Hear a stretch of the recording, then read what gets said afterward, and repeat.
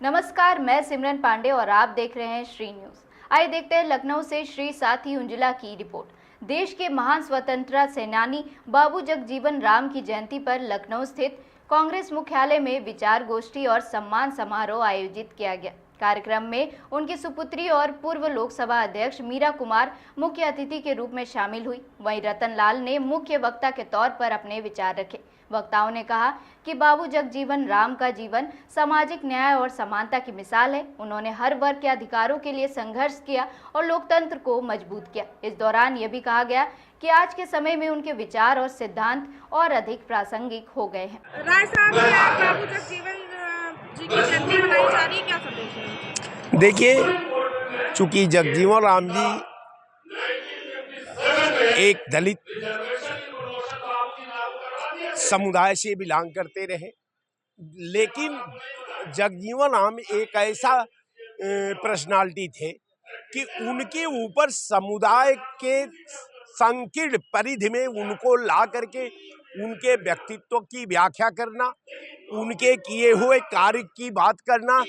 और हम समझते हैं कि आज़ाद भारत के संविधान के अगर प्रक्रिया में उनकी भूमिका का अगर हम एक दलित के नेता के रूप में परसू करें तो निश्चित तौर पर उनके तप, त्याग और तपस्या का जो है उपहास होगा।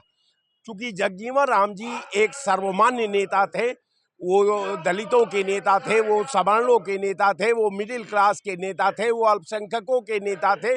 उनके ऊपर कोई जाति और दलित का सिंबल लगा करके उनके व्यक्तित्व का कोई अगर मूल्यांकन करता है तो मैं मानता हूं कि निश्चित जो है उनके वो प्रतिष्ठा पर काला धाब लगा रहा है। क्योंकि जगजीवन राम जी एक ऐसे सर्वमान्य नेता थे कि सब लोग उनको सम्मान की निगाह से, सब लोग उनको बाबूजी कहकर ही पुकारते थे।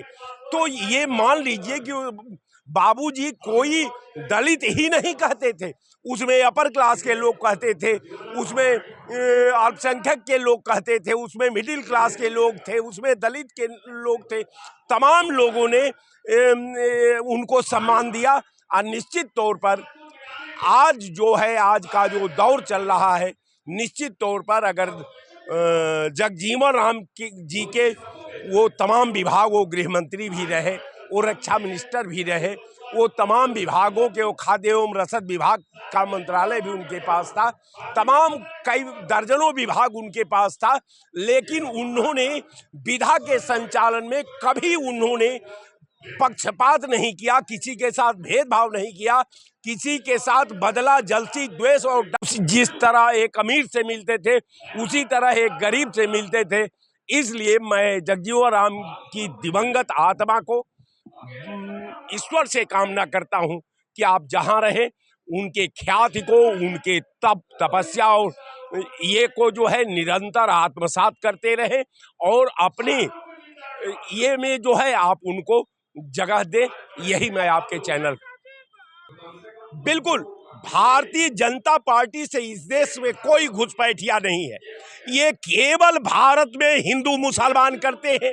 ये चुनाव आता है तो आतंकवाद की बात करते हैं, ये चुनाव आता है तो नस्लवाद की बात करते हैं, ये चुनाव आता है तो आतंकवादियों की बात करते हैं।